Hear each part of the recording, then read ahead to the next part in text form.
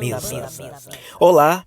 No nosso Pão na Mesa de hoje, eu quero refletir um pouco com você sobre o relacionamento entre patrão ou empresário e empregado ou colaborador, como alguns queiram, e também os profissionais liberais e autônomos. O que a Bíblia diz sobre isso?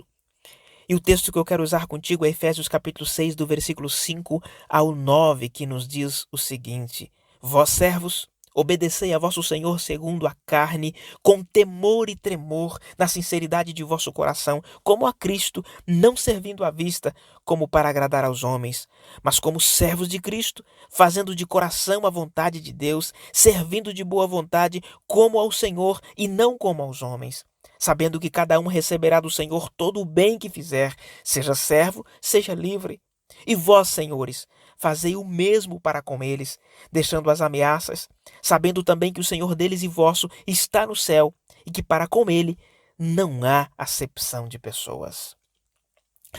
No Império Romano, que é a época em que foi escrita essa carta à igreja de Éfeso, havia milhões de escravos. Eles desempenhavam um importante papel na sociedade. Alguns deles se converteram ao Evangelho de Cristo e a igreja precisava tratar do relacionamento entre eles e os seus patrões ou os seus donos. Até porque, em algumas situações, escravos e donos frequentavam a mesma comunidade cristã.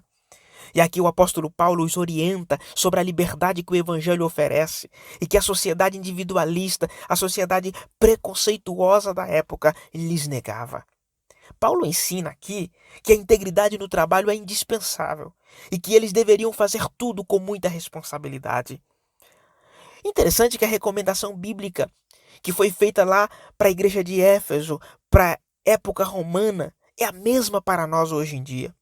Que façamos as atividades de trabalho como se estivéssemos sendo avaliados ou supervisionados pelo próprio Deus. Não sei o que você pensa sobre isso, mas eu imagino uma responsabilidade tamanha para nós quando entramos para trabalhar em uma determinada empresa. Porque sabemos que, além dos supervisores que tem ali, dos gerentes, nós estamos sendo também observados por Deus para ser recompensados por isso.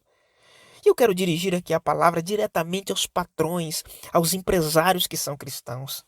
Respeitem seus funcionários, trate eles com admiração.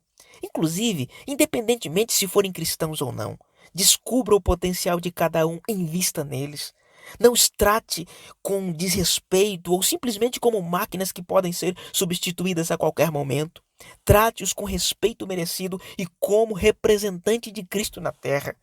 Não faça ameaças, não diga o que não vai cumprir, para que a sua palavra não caia em descrédito e você perca a autoridade com os seus subordinados. Pense o seguinte: se Cristo fosse o diretor da sua empresa ou da sua companhia, como esperaria que ele trataria as suas equipes de trabalho? E aí eu faço uma pergunta: Jesus faz parte da gestão dos seus negócios? Quando você senta para administrá-los, Jesus Cristo faz parte das suas decisões? Podemos ter formação acadêmica, níveis sociais ou financeiros diferentes. No entanto, diante de Deus, somos todos iguais. Eu me lembrei aqui do patrão Filemão e do escravo Onésimo. Tinham níveis sociais diferentes, mas eram iguais em Cristo. Em Cristo eles eram irmãos. É exatamente isso que o Evangelho faz. Aproxima as diferenças, quebra os protocolos, rompe com os paradigmas e os preconceitos. Agora eu quero falar um pouquinho com você que trabalha para alguém. Para você que trabalha como funcionário, como colaborador de alguma empresa. Como você representa Cristo lá no seu trabalho? Quando o seu patrão, o seu gerente, encarregado ou supervisor não está por perto, ele pode confiar que você fará o melhor que sabe e pode fazer? Ou na ausência da liderança faz corpo mole e faz quase nada, como dizem por aí, gosta de voar? Você procura trabalhar com entusiasmo e motivação? Eu sei que nem sempre estamos tão dispostos assim. Os problemas nos roubam a motivação, esfriam o nosso entusiasmo. No entanto, isso deve ser algo casual. E, diga-se de passagem, existem cristãos que só trabalham animados na semana do pagamento. E mesmo assim, quando recebem, reclamam do salário, amaldiçoam a empresa que trabalha. Outros que estão na igreja cooperam no domingo à noite. Na segunda-feira, leva atestado falso na empresa para emendar um feriado ou simplesmente porque tem um compromisso que considera mais importante do que o seu trabalho.